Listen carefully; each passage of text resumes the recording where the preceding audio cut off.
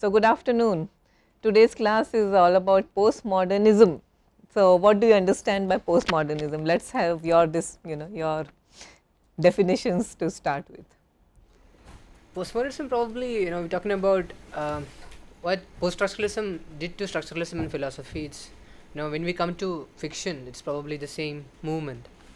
So I probably understand that the notion of centrality and wholeness that we had associated with probably structuralism and modernism to a great extent was challenged. Structuralism and Modernism, modernism. Okay. all those avant-garde movements and stuff. So this Yeah. is practically challenging all notions of centrality and wholeness. Is that it? Okay. So, challenging first definition or interpretation of postmodernism that we get is challenging the notion of centrality.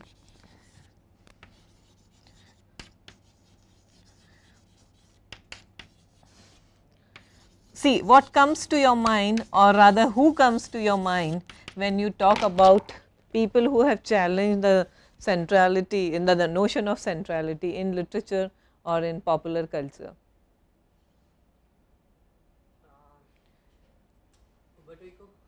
Okay. Umberto Eco. We know. Okay.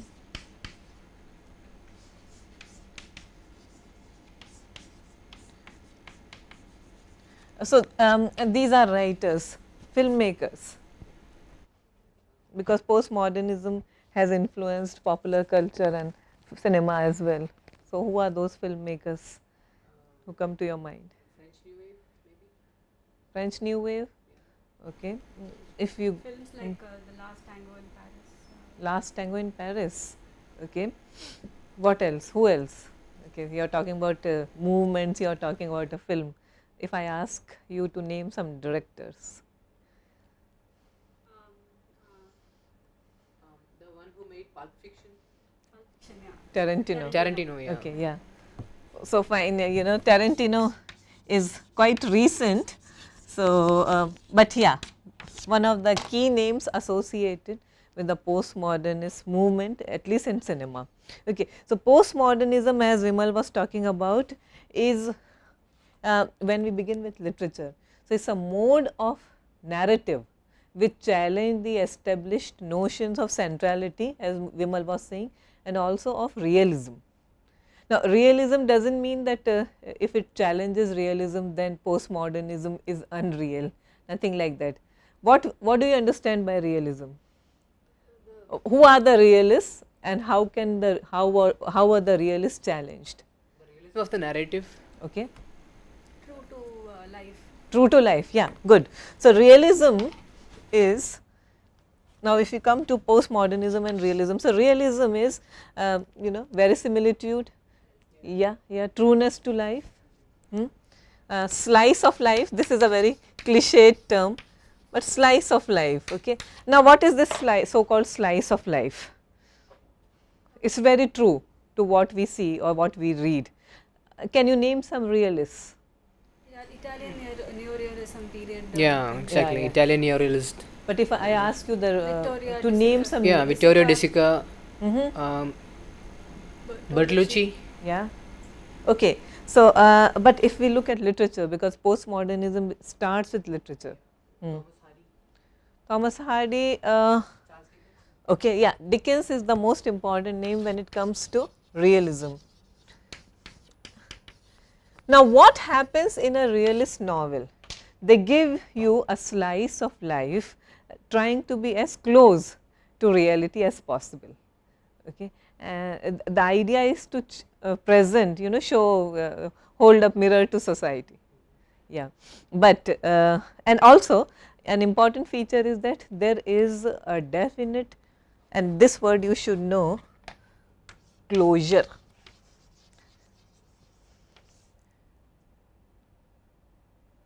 There is a solution, there is a plot development, there is a plot, okay, it develops. There are character sketches, well developed characters, are they not? Yes, and then at the end there is a satisfactory closure. Okay. So, that is the linchpin of realism, that it provides a satisfactory closure. A reader is not left wondering at what happened. However, if you think that this is life, my question is it really? Yeah, does life has a closure? It does not. Okay, that is what postmodernists challenge. This, this entity called a satisfactory closure. Okay. Also, now if you look at Charles Dickens, think of a novel by Charles Dickens, Oliver Twist, Hard Times, David Copperfield. Now, what happens there? Who is the narrator in David Copperfield? Whose point of view is there in David Copperfield? David Copperfield's. Yeah. In Oliver Twist, it is Oliver Twist. Okay. In Hard Times is the central protagonist, whoever that is. Okay. So, the entire narrative unravels through their point of view. So, narrative thus becomes, and this is another word that you should know, monologic. Now, what is monologic? Mono? Yeah, Logic. just a narrative's point of view. Yes. What is logic? Logo is word, Okay. mono is single. So, one single word, that is one point of view. However, this is what has been challenged by the so called postmodernists, where the narrative becomes dialogic, heteroglossic, polyphonic. You can take down these words. Actually, these terms are given by the Russian formalist Mikhail Bakhtin. Yes. So, narrative is supposed to be or should be ideally dialogic, that is there should be interaction, okay, not just monologic, not just one point of view, one fixed point of narrative. Heteroglossic, many tongues, glossia, tongue, yeah. Hetero, several. So, many tongues, it is important, think of a modern movie like a Babel, for example. Yeah. So, what happens in Babel? Yeah, multiple narratives. Multiple narratives, multiple points of view. Yeah. Okay. Traffic and those movies also. Yes. Yeah. And polyphonic, many sounds. So, this is what postmodernism is all about, as opposed to a single monologic closure. So, what they believe in, the postmodernists believe in, that realism, the so called realism is basically unreliable, because there cannot be, there should not be a single monologic closure, because life itself does not allow or does not make space for that kind of satisfactory or satisfying closure. Okay. So, therefore, most postmodernist texts, whether you take cinema or literature, they are open ended, open to several interpretations. So, relationship between postmodernist ideas and literature and art has related in challenging the conventions of realism, and another interesting word that we all know, mimesis. Mimesis is imitation, imitation of life. Okay, so, there cannot be any imitation of life, because that itself becomes monologic. Anything that claims to be realist is a postmodernist would regard that with suspicion. So, postmodernists doubt on the truthfully descriptive relationship of language to the word. Yeah. So, word itself, in the beginning there was word, okay, but no, postmodernism does not believe in that. So, there should not be any exegesis of the text. It is not one fixed text which can go unchallenged. So, word, okay, word itself, language itself becomes suspect, language, word. So, that hegemony of language, hegemony of the written text goes, if it is unchallenged, then postmodernists seek to challenge it. Okay. And one of the one of the earliest examples of this challenge was the French Nouvelle Roma, not Nouvelle Vague as the French New Wave, that is cinema. Nouvelle Roma, Roma is novel of course, okay. So, new novel.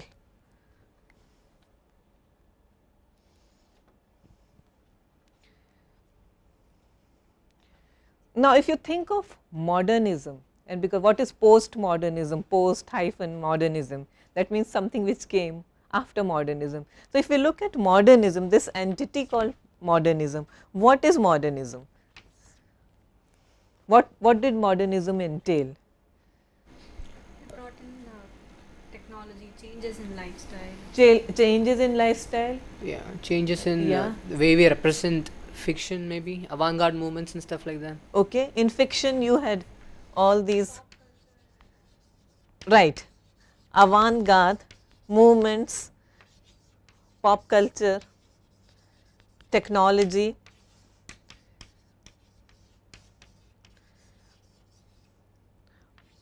all these signify modernism. Now, there is a lot of vagueness about the commencement of this phenomenon of modernism. We can never be very sure when did this movement called modernism begin, when exactly. Okay. In fiction, many people say Henry James's novels. Henry James is one of the most important precursors of modernism. Well, but the most important names of course are James Joyce, and I am going to ask you what you know about these people. Franz Kafka,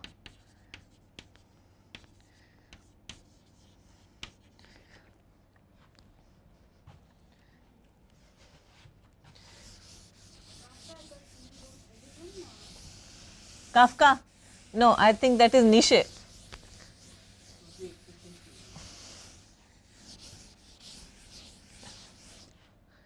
Kafka, who wrote, yes, The Castle, something like that. yes, the castle, Castle. Metamorphosis. Metamorphosis, yeah. Yeah, and give me more names. Modernism. Eliot. Okay, good. T.S. Eliot. Marcel Proust, Oh, yeah. Remembrance Yeah, of yeah. Things Past. Right. Thomas Mann, Mm-hmm.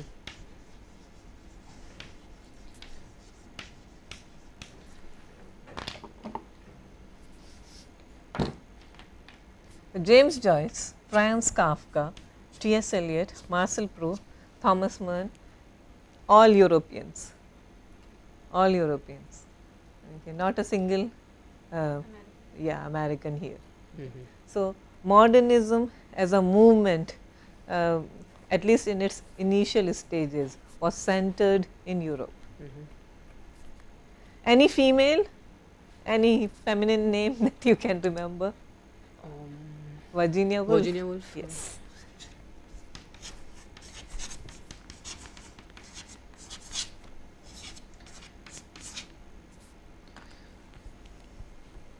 Now, what is common to these people? What is one single theme that connects all these writers?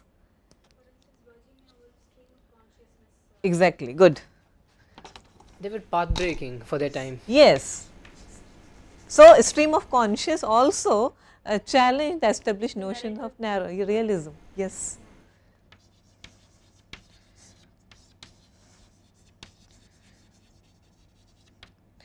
Okay. Marcel Proust, James Joyce, of course, you know Ulysses, yeah, the seminal text by James Joyce, Ulysses. Kafka, of course, we have already seen. Metamorphosis. What is Metamorphosis all about? It's about the change. I mean, It's about Yes, metamorphosis means change, Yeah. but what happens in the novel? it's like a nightmarish metamorphosis. Yes, a man wakes up one fine morning and finds himself to be a bug. Okay. Can it happen? Can it really happen? So, what is the metaphor here? Fear, Yeah, the paranoia of modern times. Yeah, the fear, yeah, the angst, the dread, the so called dread. So, we are talking about existentialist influences on this so called movement of modernism. Okay. So, one thing that is common among the protagonists of all these writers is the theme of alienation, the alienated, angst ridden hero, the hero who feels no connection with those around him, with his society.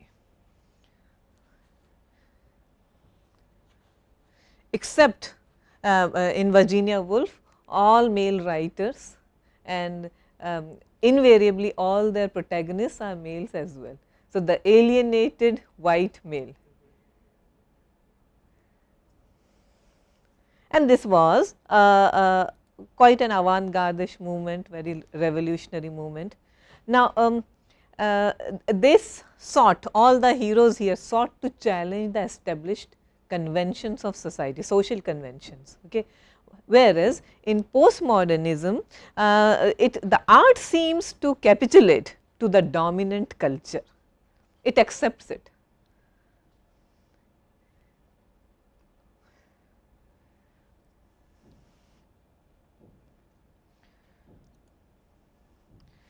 I will read you a quote from Linda Hutchin,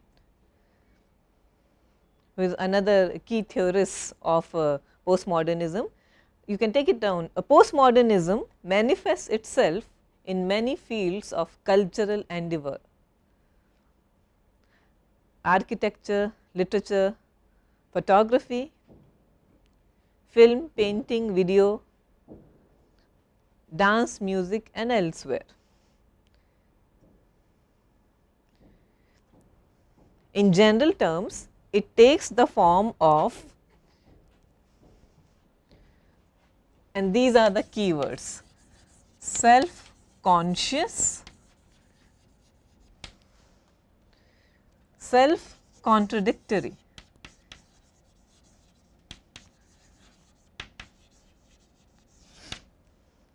and self undermining statement.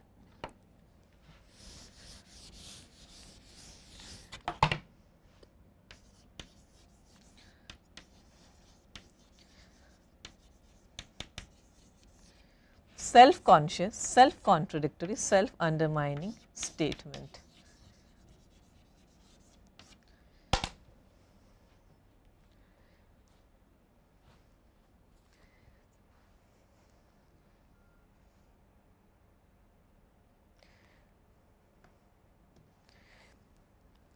Since you mentioned Umberto Eco's and his famous novel Name of the Rose. Okay, so I am going to read you one paragraph from The Name of the Rose by Umberto Eco. Think of the postmodernist attitude here. Okay, just listen to this paragraph carefully. So, he says, I think of the postmodern attitude, and he writes, as that. So, postmodernist attitude is compared to a man who loves a very cultivated woman, a man who loves a very cultivated woman and knows he cannot say to her, I love you madly.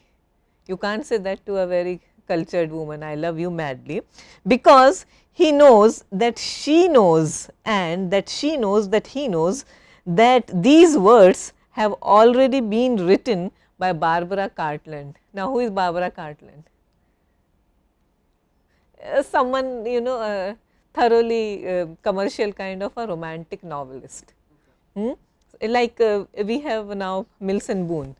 Yeah. So, a generation before Mills and Boon, we had Barbara Cartland, where you would have dashing heroes and demure beautiful girls, and they would fall in love invariably, and this is how the man would express his love. Okay, I love you madly. But when you say that to a postmodern contemporary woman, I love you madly, you know, she will just think of those Barbara Cartland novels, and she will say, okay, this is just a lift from a novel. Okay, so he is not saying anything new to me. So, then Eco goes on, still there is a solution. he can say, as Barbara Cartland would put it, I love you madly. So, that is the way I love you, as Barbara Cartland would put it. So, now what is self consciousness, okay, self referential. So, there is a consciousness, yeah, that it is, yeah. So, you are taking it, taking elements from several different aspects of popular culture. Barbara Cartland is not highbrow or high culture, okay, that is the difference. So, you take a postmodern work of art would borrow elements from highbrow as well as very popular or the so called lowbrow elements of culture. I will go on because since it is a very interesting paragraph, so I could not resist. At this point, having avoided false innocence, having said clearly that it is no longer possible to speak innocently, he will nevertheless have said what he wanted to say to the woman, that he loves her, but he loves her in an age of lost innocence. In an age of innocence, you can say that to a woman, that I love you madly. In an age of lost innocence, you say I love you the way a Barbara Cartland hero would love his woman. Okay. If the woman goes along with this, she will have received a declaration of love all the same. Neither of the two speakers will feel innocent, both will have accepted the challenge of the past of the already said. So, they they go into the relationship or they play this love game totally self conscious, okay. They come into it, yes, yes, and this is not the first time a man has said these words to a woman. They Or a woman has accepted and agreed. agreed, okay. So, it has been done several times in better ways, down the ages. So, both will have accepted the challenge of the past of the already said, which cannot be eliminated. Both will consciously and with pleasure play the game of irony. So, then postmodernism also accepts the implicit irony in it, okay, the implicit self contradictions, okay, self awareness, self consciousness, okay, that is an integral part of any postmodernist work of any postmodernist text. Pulp Fiction, you said, yes, and why is it postmodernist? You say Pulp Fiction is a good example of postmodernism. Quentin Tarantino directed Pulp Fiction, and you accept him as a key director of the postmodern cinema. Okay, so why do you say Pulp Fiction is a good example of postmodernism? Because there is no attempt to probably capitalize on the naivety of realism. Okay. Every statement that is made is probably an intelligent statement that attempts to redo all cliches. So, Okay. Now, have you seen Pulp Fiction? Do you remember? I don't Do you? yeah, I've seen it, but Okay. yeah, I remember certain scenes. that, Let's talk probably- about the scene. I am sure, very sure that you will remember the scene where John Travolta takes Uma Thurman to a dance club. Okay, do you remember that?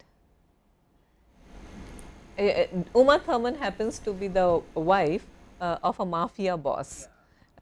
John Travolta works for that boss. Yeah, and he has been ordered that you keep my wife entertained while I am away. Now, the wife Uma Thurman, who is a typical femme fatale, she wants to be entertained and she orders John Travolta to take her to a dance bar. Okay, and he does so because he wouldn't dare to upset her in any way. Okay.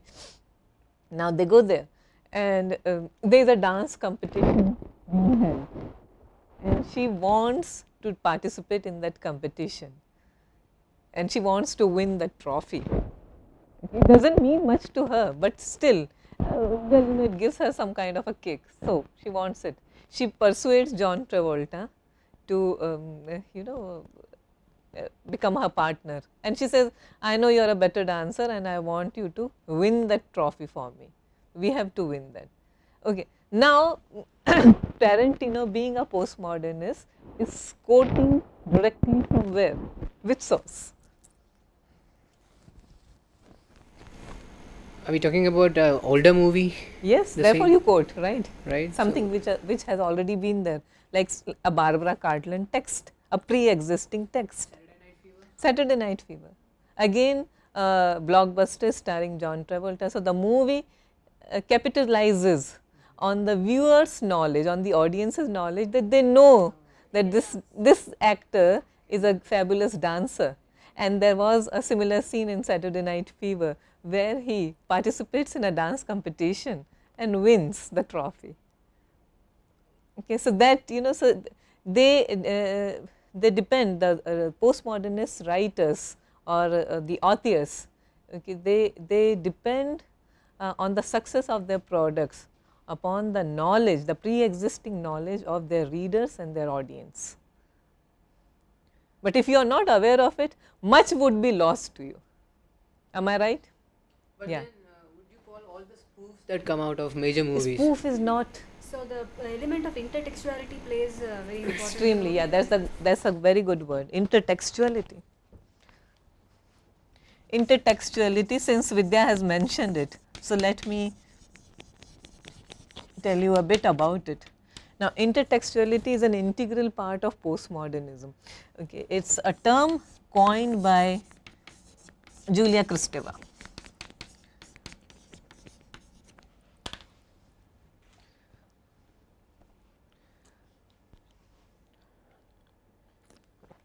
Where she talks about how much of a pleasure of a text depends on the reader's ability or the audience's ability to find a previous connection with, you know, with other text. Yes, yeah, to a prior or to a pre-existing text. Does it necessarily need to be the same medium? No, it need not be. It need not be. They can quote either from a work of literature, okay, or literature can quote something from film. So, it need not be from the same medium. Okay, because after all, that's postmodernism. Okay, so postmodernism does not differentiate between high and low. The God of Small Things, probably. Yeah, those references, movies and stuff. Whose movie? God of Small Things. This is repeated Yes, reference God to of the Small particular Things. movie. Yeah. Yeah. Yes. The particular Malayalam movie, Chemin. Ah, yes. It runs yes. like a motif. God of Small Things make references to a Malayalam movie Chemin, which is, you know, of course, all of us are aware of that. Salman Rushdie's texts, yeah, frequent references to popular culture, okay, popular film stars, Hindi cinema. Okay. For example, I am just reminded of Shalimar the Clown. Okay, you have one character in Shalimar the Clown, Salman Rushdie's 2006 or 7 novel, where the central actor, so one of the key character is called Max Offals. Does the name ring a bell?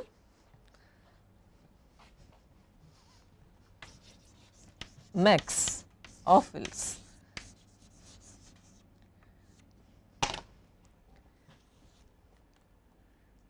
Okay, he happens to be a diplomat and, you know, an ambassador to India. He comes from some foreign land. I can't remember exactly from where he comes, but Max Offals is a real life film director. Yeah, he is the author. He is considered one of the key authors of the 50s and 60s. Yeah, he has made films like Lola Montez and the earrings of Madame the ellipses. Okay. So, he was also considered one of the key authors of modernism and postmodernism, you know, the transition between that, make a filmmaker of that transition period. And then Salman Rushdie quotes him, makes direct reference to him. But if we are not aware of this, we lose the, you know, the irony, the wordplay, the paradoxes implicit. Okay. I would also like to draw your attention to this writer, and I am sure you are aware of, Lyotard, The Postmodern Condition, a 1979 text. Jean-Francois Lyotard, the postmodern condition.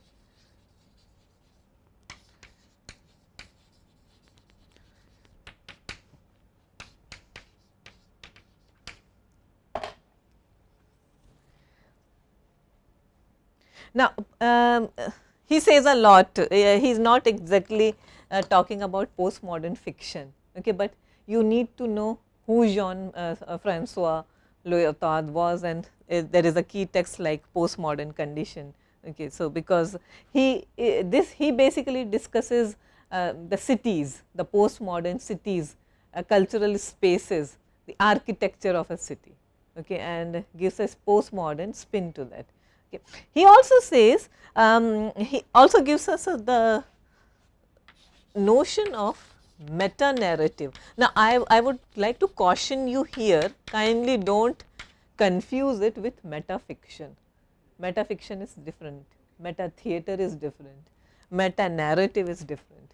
Meta narrative is a story which individuals and societies tell in order to situate their particular time and place within the context of larger story. Meta narrative, in other words, is a device for framing cultures. It has got nothing to do with a narrative, a work of art or text. It is a device. Okay. So, according to Lyotard, who are those people who indulge in these meta narratives? Meta narratives is grand stories about a story, a culture. Okay. Also, an attempt is made to universalize those ideas. Marxism called Marxism, good. Yeah. Yeah. Marxism is a very good example of meta narrative, okay, where it is not considered to be situated in one specific cultural context. Workers of the world unite. Okay. So, you give a universal spin to something, to an ideology. Yeah. So, it becomes meta narrative, framing an entire culture and making it universal. Postmodernism, however, according to Lyotard, postmodernists should attempt to write petits récits. Petit, of course, is a French word for small, récit, stories. Yeah, not grand narratives, but meta narratives. So, Marxism, yes, yeah. So, he makes a proposal for petits récits and not meta narratives. So, works of Marx are grand narratives or meta narratives. Works of eminent sociologists like Max Weber, they are, or any scientific discoveries, writings, Charles Darwin, they become meta narratives. They try to frame a culture universal. Yeah.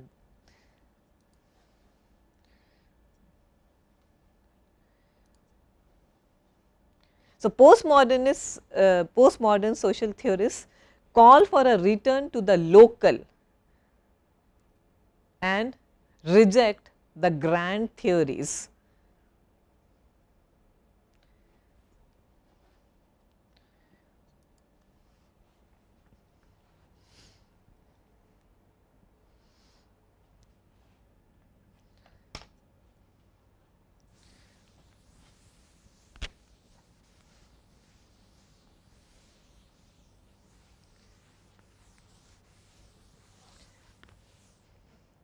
Now, coming to the postmodern novel. So, some of the classics of postmodernist fiction are, I will give you some examples just offhand. John Barth, B-A-R-T-H. Then Georges Borges, B-O-R-G-E-S.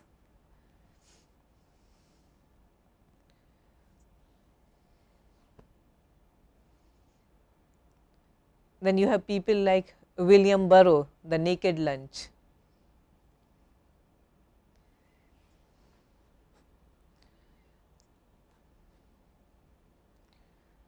Carlos Fuentes, Thomas Pynchon, Don DeLillo.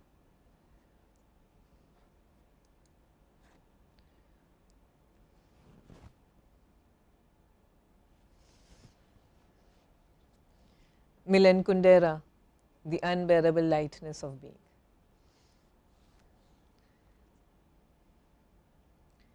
Michael Ondate, The English Patient.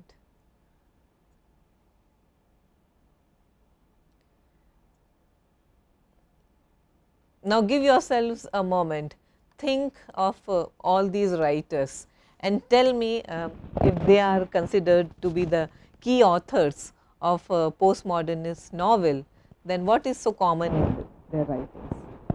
Look at your notes, okay, your notes that you have been making all this time. So, what is so common in the writings of these novelists?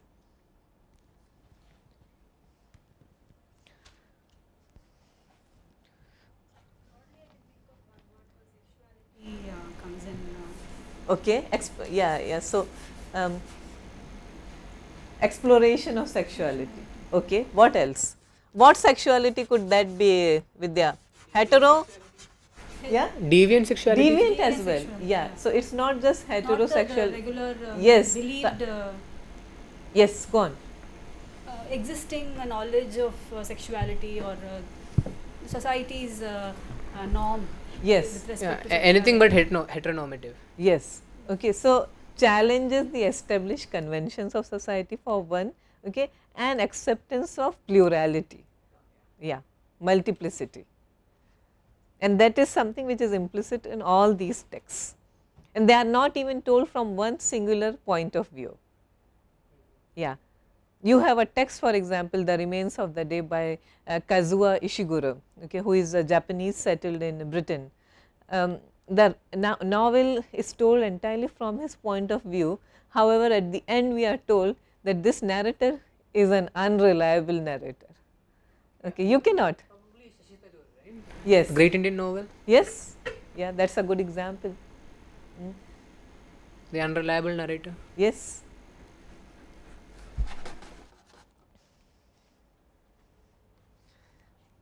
So, Linda Hutchin, Brian McHale.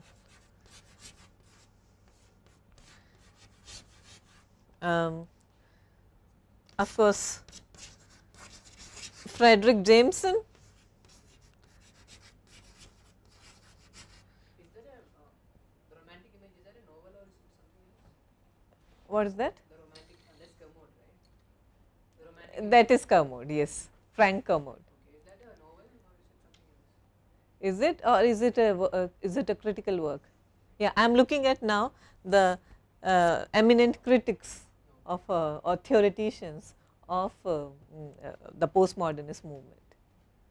So, Brian McHale, the postmodernist fiction, the postmodern fiction. Then you have Frederick Jameson. Then you have Baudrillard. Yeah, Jean Baudrillard. Linda Hutchin.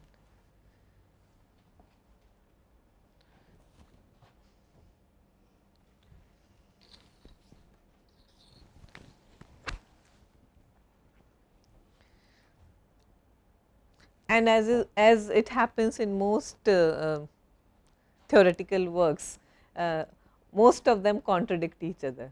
So, you should not get unnerved by what they say. Yeah, there is a contradiction. There is, they all seek to complement as well as contradict each other. Oh yeah, another very important name is Ihab Hassan.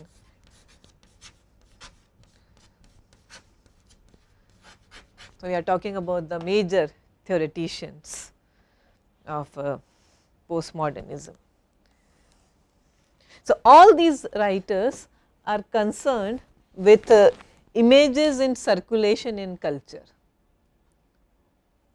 texts as well as images in circulation in a particular culture, and how can one reuse or reinterpret or recode, okay, or interrogate those images. Okay. That is implicit in the works of all these theoreticians. So, now how coming back to my first question, how does postmodernism differ from modernism?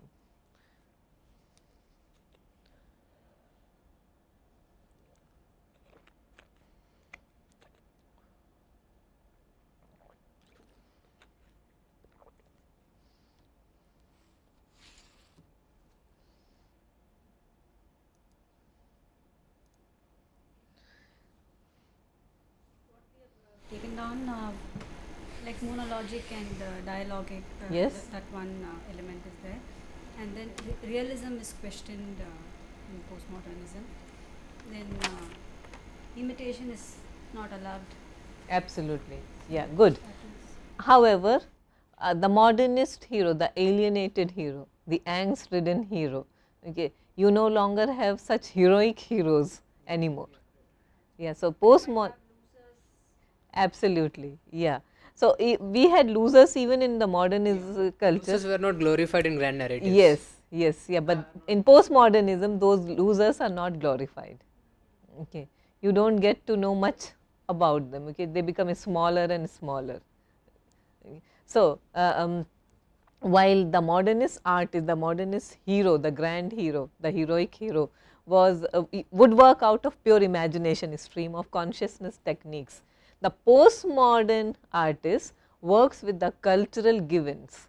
Okay, so, he uses the excesses, the social mores, the cultural excesses, the cultural mores of the society and try to become whole. Okay, so, his persona is influenced by several external influences, the cultural influences, and these cultural elements could be high as well as low. Okay. So, therefore, we have the notion of, and these are another very relevant terms for you. So, the postmodern hero, if you can call him or her a hero, he is made up of, yes, parody, pastiche, collage, ambiguities, yes, and juxtaposition. So, that takes care of your ambiguity, paradoxes.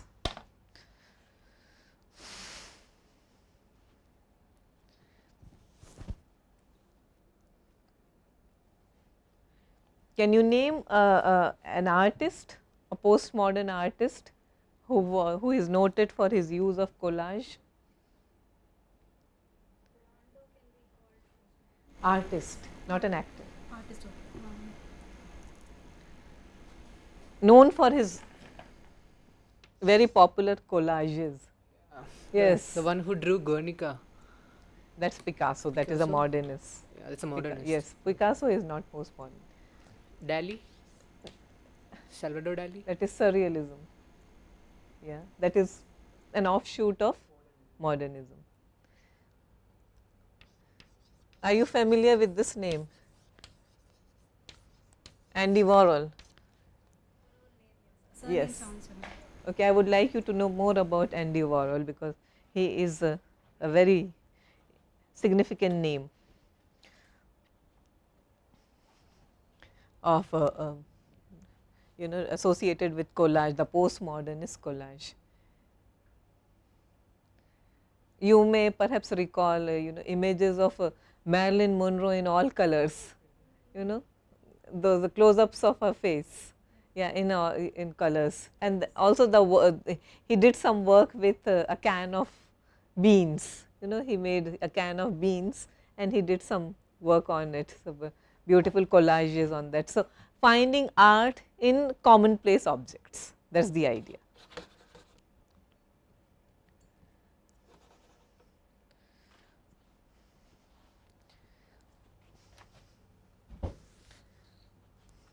I think this is still important, so I will let it be here, parody, pastiche.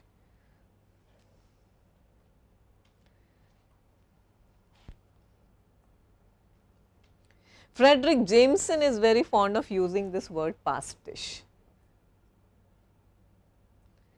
Okay, he says all modern art is a pastiche. Okay. Influences, cultural external influences. Parody is not the way we understand it commonly.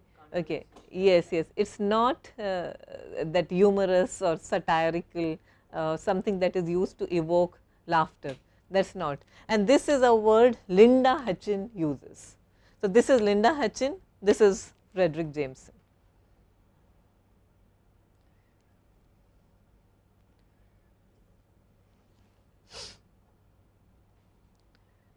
So, Linda Hutchin proposes that the work of art makes use of parody, and for Jameson it is pastiche. And Jameson regards parody as the way it is usually regarded, as it is full of low laughter, yes, ridicule or satire, but for Linda Hutchin pastiche is empty and hollow. Okay. We will look at it in detail later. Now, some of the characteristic of any postmodernist text, literature or fiction or novel or even cinema. One is undecidability, which suggests the impossibility of deciding between two interpretations. Yes, between good and bad also. No polarities, no distinctly marked categories. Okay. Kamal Hassan's films as well. Okay, can you give me an example? Anbe Sivam, for instance, Madhavan's character. One of those confused characters, doesn't know the difference between good and bad guy. He thinks the physically, dislocated Kamal Hassan to be a terrorist in the beginning. Yes. And then finally, he calls him his brother and that kind of a thing. So there's a change in him and with respect to believing whether he's a good or a bad guy. Throughout the film, there is a confusion. Okay. So he at the end, is it resolved? At the end, it is. Yes, but then there is a closure. But there is a closure, yeah. You see? Okay. So, postmodernism decides against closure. Yeah. So, undecidability, of course, that inability to decide between multiplicity of. That's the case, and how do we classify this film then? Because it's got the element of postmodernism. Yeah. But there is closure, so doesn't fit into both, is it? Then perhaps we'll have to watch it again. okay. Yeah, to understand which category it fits in. Okay. Okay. All right. Then apocryphal history. This is another feature of a postmodernist text. Which apocryphal? I'll write it. Undecidability.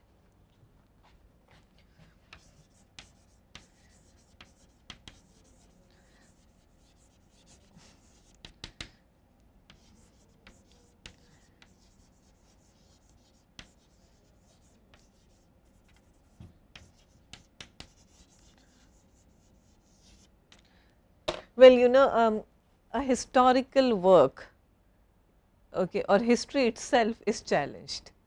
Okay. Perhaps something is added, something is deleted from the extremely normative prescriptive texts, historical texts. Something is added, something is interrogated, something is challenged. So, revisiting history and reinterpreting it, that is apocryphal history. That is one of the, could be.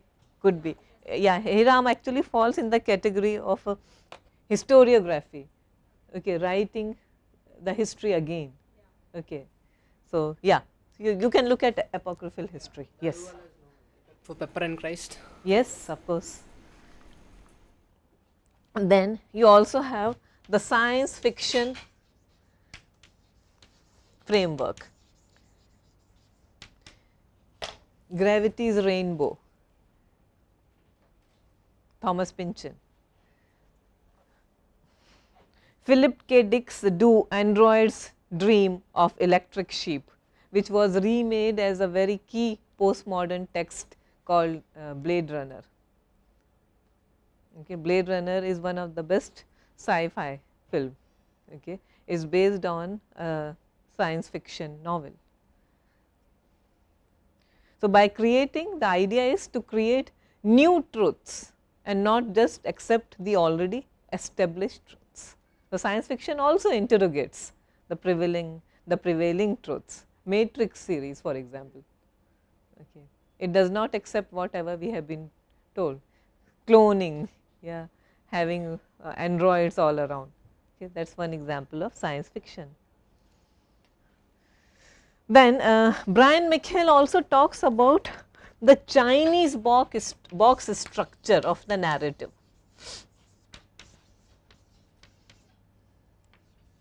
Chinese box structure.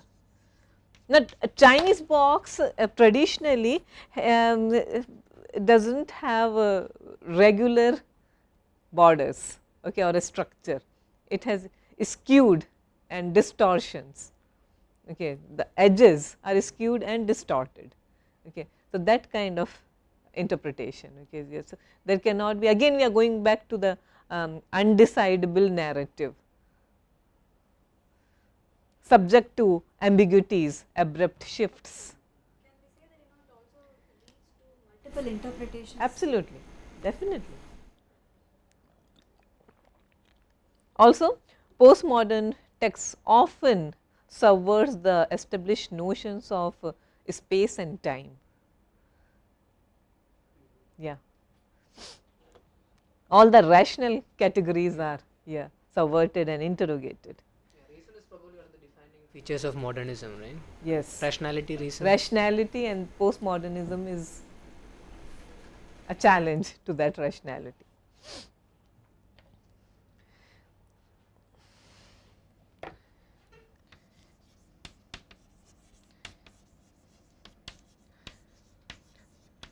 Mesobeam, mesobeam, A-B-Y-M-E.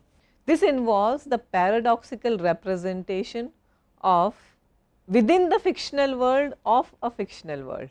So, it is like looking in a mirror and seeing the reflection. I will give you an example. I am looking at Italo Calvino's If on a Winter's Night a Traveller. Now, look at the title itself. Does it give you anything? If on a winter's night a traveller, yeah, it does not even make sense. Okay. So, undecidability, okay, subject to many interpretations, no closure. Okay. The sentence itself, you cannot have a sentence with a conditional and then just leave it halfway. Syntax is distorted. So, challenging the established notions of language itself. Okay.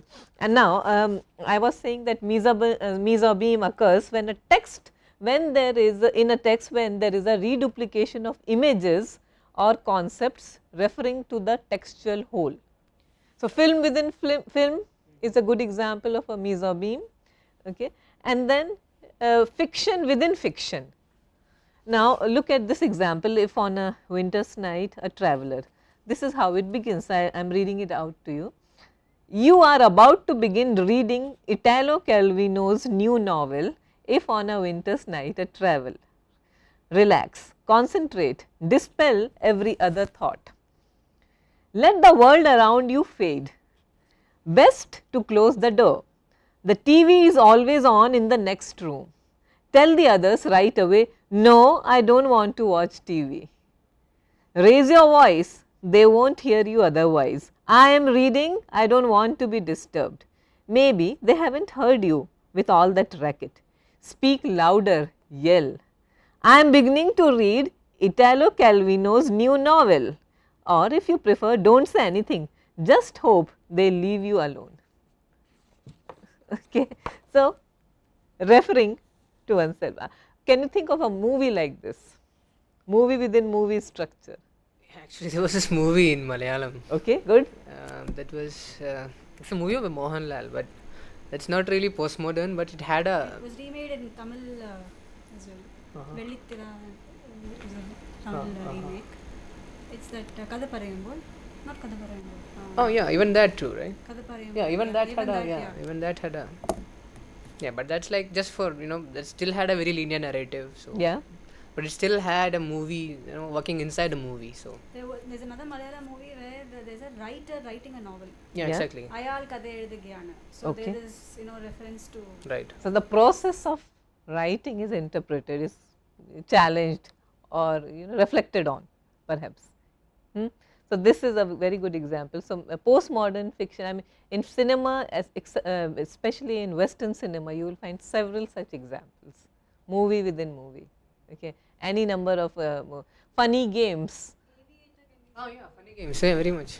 Yes, with that. Aviator, can we say though it's a biopic kind of a thing?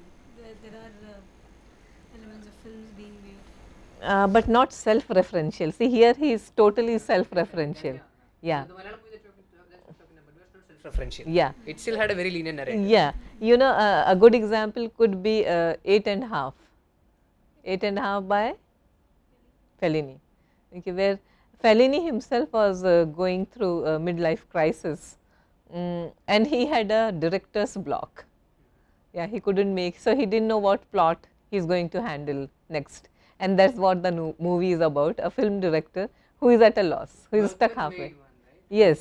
Unfaithful or something. Something. Bergman. It's a very recent movie. Bergman. I think he was. That's based on his life.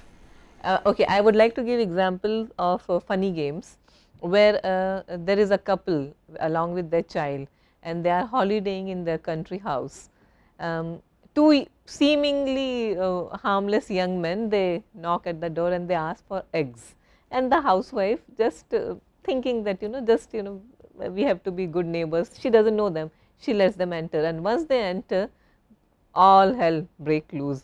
They shoot the husband, he is somewhat just left somewhere wounded, and they do bad things to his wife, they kill the child, okay, all for pleasure. Okay. Now what happens, at one point the woman says, I can't take it can't take this anymore, she finds a gun somewhere and she shoots one of the guys. Now the friend says, okay, how did you kill my friend, this is not the way it is supposed to happen, and now he rewinds, takes a a remote control and he says, I am going to rewind the entire scene now, and then the dead guy, he comes back to life. Okay. Self-referential, he is actually commenting on the kind of media we are saturated, we are infused with the kind of violence we see on the media around us. Okay.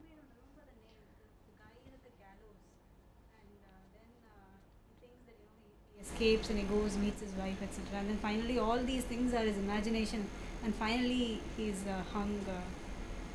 So the movie that we see is only his imagination. So he's Okay. still there at the gallows when we come back again. Yes. And then finally he is guillotined. Okay.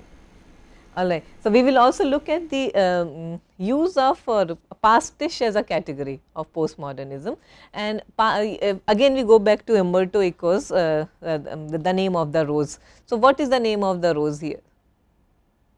What is it? Do you have any idea about the novel? No, I just happened to see the movie. Yeah. It was made on the novel, and I had read up something on it, but Yeah, the entire story unfolds in a medieval monastery. Yeah.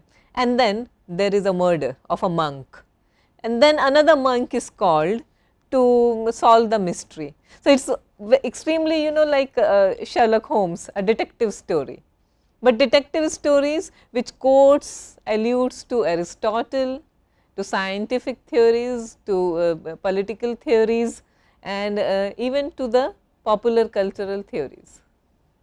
Okay. A novel which is written during the 80s. So, it alludes to, it refers to high as well as low culture, okay, and it becomes a pastiche, but it is not a comedy, it is a serious work of art, it is a detective story, it is a murder story. But Umberto Eco very cleverly borrows from all elements, all the elements which all the cultural elements, the popular cultural elements which influence us. So, it is a detective genre, it is medieval history, it is a gothic, okay, and it is also a treatise on science, technology, politics. Okay. So, hybridity is the key word here, pastish, hybridity.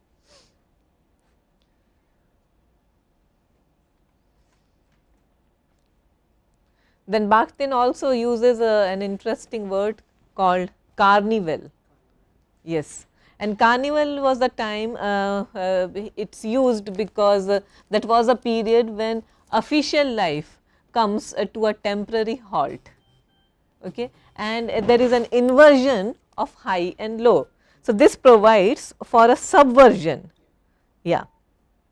So, this provides for a subversion of sensibility and interrogation of authority.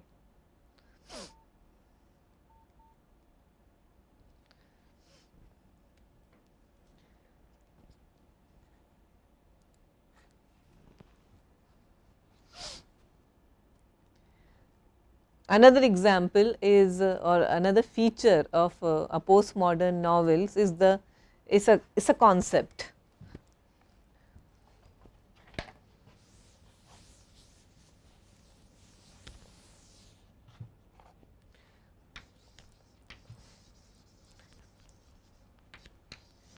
Retour the personages.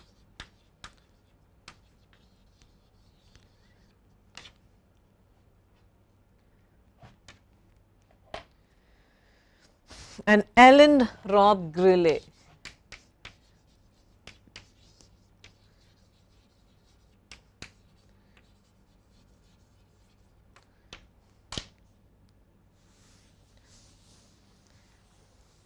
is the key author, the French author.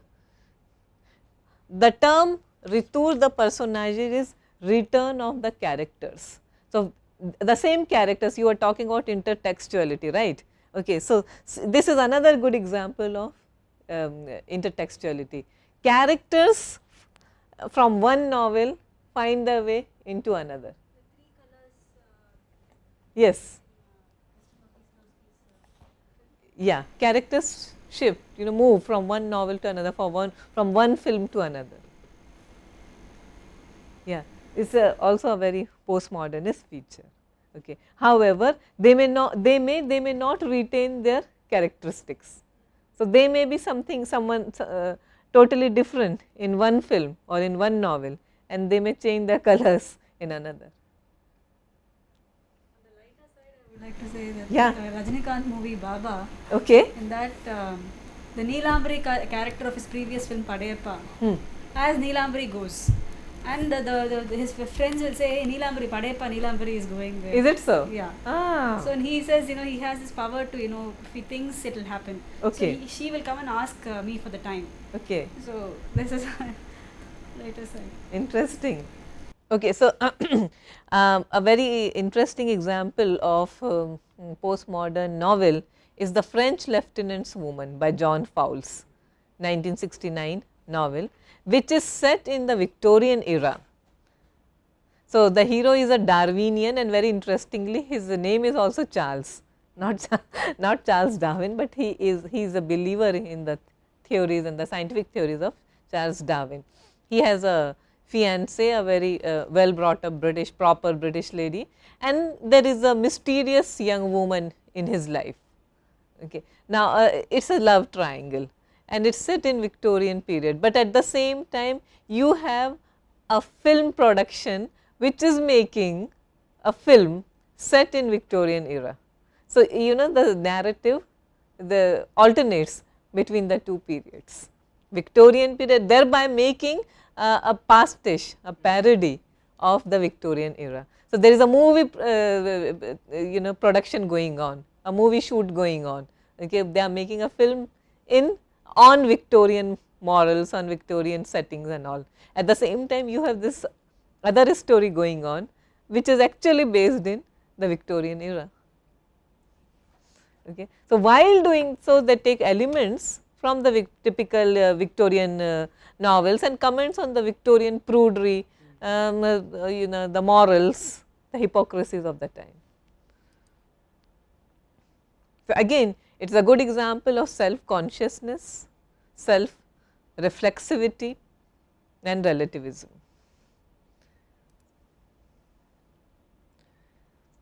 And it the novel is also noted for using 3 different endings. If you remember, there are 3 different endings to the French lieutenant's woman. The narrator says, okay, so you do not like this, dear reader, let us give you this, let us have this. So, you are given a choice of 3 separate endings. Sliding Doors film, the Does it narrator- have 3 different? Doesn't have, but the story is runs in 2 parallels. What if in case she's caught the train and gone? Okay, and what if she, she's yes, not, quite, yeah, yes. So, yeah. So, Girish Karnad in Nagamandala gives us 3 alternative endings. Okay. It is a story about a woman who takes a lover, the serpent lover. Okay. in Hindi also went for Paheli, no? Yes, but Paheli does not use that Snake. It's actually a ghost, thing. but it does not take the multiple ending It doesn't take the multiple approach. ending. Then she gets back to the ghost. So Yes, life. yes. In Nagamandala, Girish Karnad resorts to 3 different endings. Okay. So, she takes a snake lover oblivious to the fact that he is actually not her husband. She thinks, because he assumes the form of a husband. And so, there is one ending where the woman goes back to her husband. Second ending, the Naga lover, the cobra, commits suicide because he cannot bear to stay away from the woman he has loved. Third ending, she keeps the lover as well as her husband. It is entirely up to the audience what they want to go with. Okay, so, same structure in John Fowles, the French lieutenant's woman. The short story, The Lady or the Tiger. What is it about? It's about a barbaric situation years back, hundreds of years back, where the princess falls in love with a commoner. Okay. And the king finds out, she is in love, so he wants to execute or prosecute him for the crime of falling in love with the princess. Okay. So it's like our gladiator kind of atmosphere where he's got 2 doors. He has to choose between either of the doors. Okay. One has a lion or a tiger which is hungry tiger going to pounce on him. Another one is a pretty lady. Yeah. So if the lady comes out, he can marry and settle with her. If the tiger comes out, he has to die. Yes. So he asked the princess, she would know inside the story, please tell me, I want to live. So now her thought goes on, if I say which door the lady is, Yes. I can't bear to see him marry that girl and stay with him. At the same time, I can't see him die in front of my eyes. Okay. So all these thought process, we as the reader, we read it, and then finally she points out to a door. The story ends there. Okay, we don't know we which don't door. know which one she's actually pointed out. Yes. So we have to take ourselves in their shoe and decide whether. So, what it is we open want to interpretation. Yeah, so there is no definite closure to it. Right. Now, coming to Frederick Jameson, he also uses a term called an author becoming a bricolier. This is a term. Postmodernist artists cannot invent new perspectives, that is Jameson's position. Instead, they operate as bricoliers, recycling previous works and styles. Are you with me on this? Again we are talking about intertextuality, again we are talking about pastiche, we are also talking, and that is again Frederick Jameson, erosion of distinctions between high and low cultures.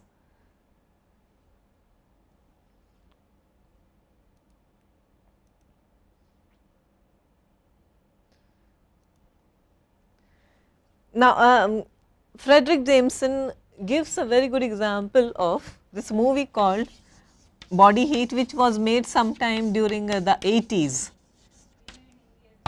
Yes. Now, Body Heat also draws from, it is a film noir, okay, it has a standard femme fatale and a besotted lover and a husband. But Body Heat also draws from an earlier text, Double Indemnity, which is a Billy Wilder movie, and Postman Always Rings Twice.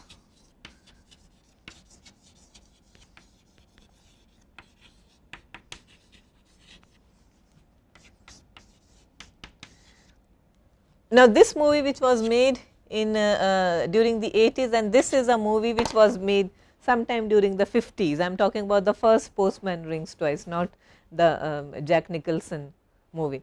Now, these are the first movie is set in a small town, Midwestern America, and so is Body Heat. Now, and in Body Heat, although it is set in contemporary times, but much effort goes into recreating the small town environment, the ambience of Postman Always Rings Twice.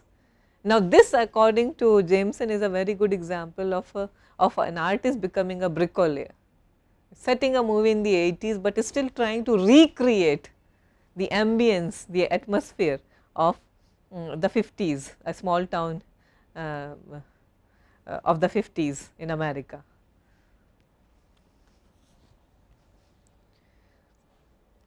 And he draws on the audience's desire to return to their past, to evoke nostalgia through cinema.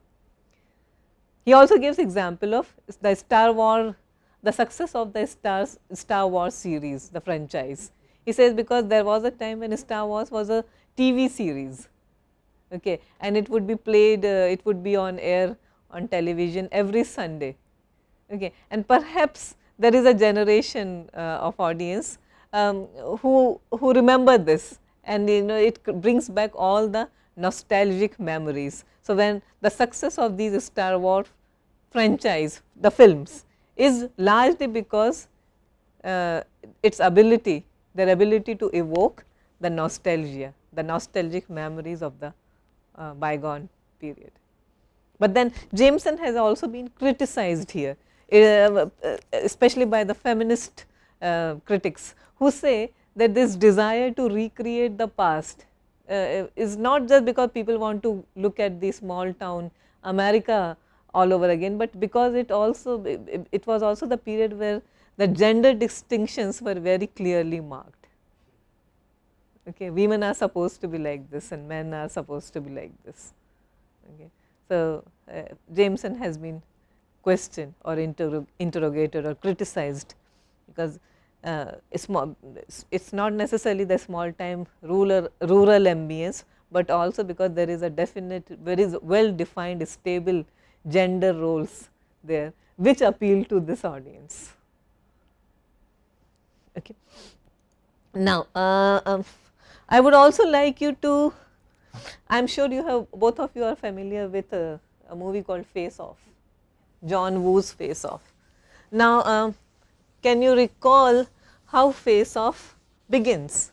Face Off itself is a very good example of a Hollywood commodity. We were talking about market forces and art as commodity. So, John Woo, a very successful Chinese author, how he is welcome in a very standard Hollywood studio system, and he makes a film with two big Hollywood stars. Okay. Now, Face Off, what happens in it? The title is also very interesting, Face Off. Yeah, the very opening sequence, can you tell me? Does anyone remember what happens? The opening scene. What? Travolta is having a tiff with his daughter or something? Okay. You have John Travolta,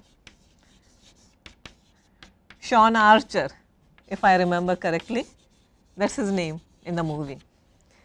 You have his antagonist, Nicolas Cage, Castor Troy.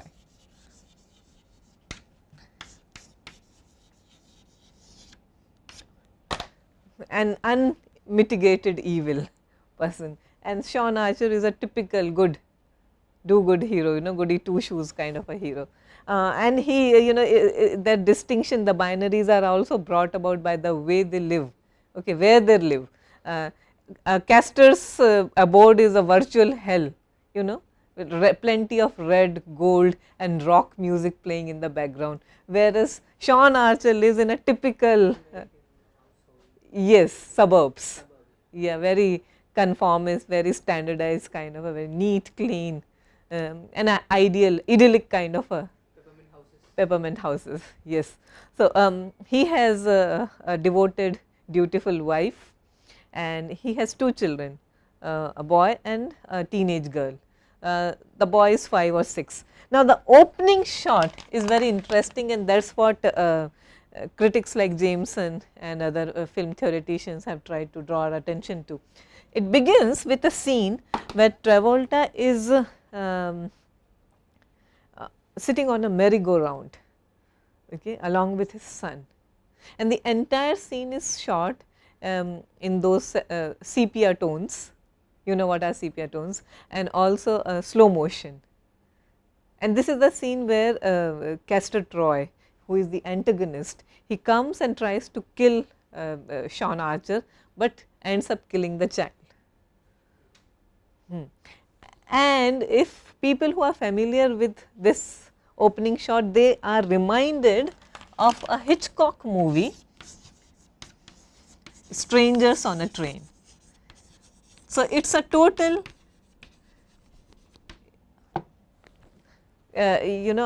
not exactly a lift, okay, but a homage to Hitchcock. Okay. So, it is a good example of the artist being a bricolier, he is taking some part from a known, very known work of art, a known text by a great master like Hitchcock, because Strangers on a Train, the climax takes place between the hero and the villain. Rashomon Yes. can be called as artist in bricolier. Is any scene referred to or quoted in such a way? That is the question. Well, he has taken the narrative, yeah, the structure is, yeah. But then if you, here we are talking about artists being a bricolier when they quote or refer to scenes directly. Okay. Now, there is also very good example of pastiche. We were talking about pastiche, you know, a blend of high and low culture. When Nicolas Cage is first introduced, we hear the strains of very popular rock music. Rock is definitely not highbrow, okay. But at the same time, somewhere during the movie, Nicolas' character is in a church, and where you hear hallelujah, and that too by, you know, done in a very classical style, okay.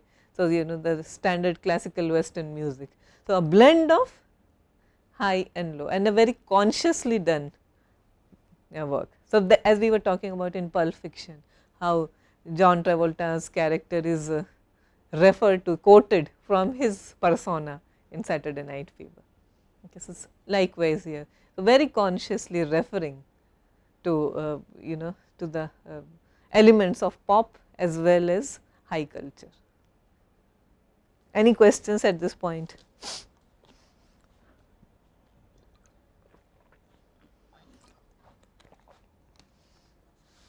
I am just giving you this example, so that you know you can use it when you apply your theories to an actual work of art. Yeah. So, in literature or in film. Okay. So, these are the things to look at, these are the things to locate.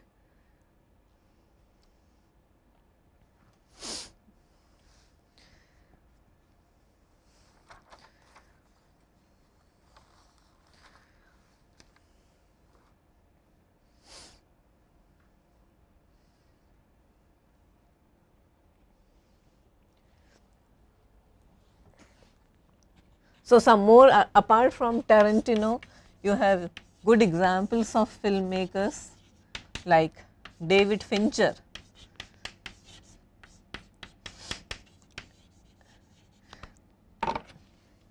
The director of films like Zodiac and Fight Club, okay. That Seven is a very good example of a postmodern text. David Lynch,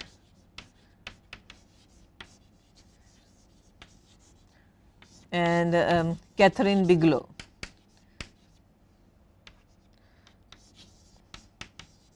The director of Hurt Locker. David Lynch for Blue Velvet. So, these are some of the where Sam Mendes. Yeah, American Beauty is a good example of a yeah.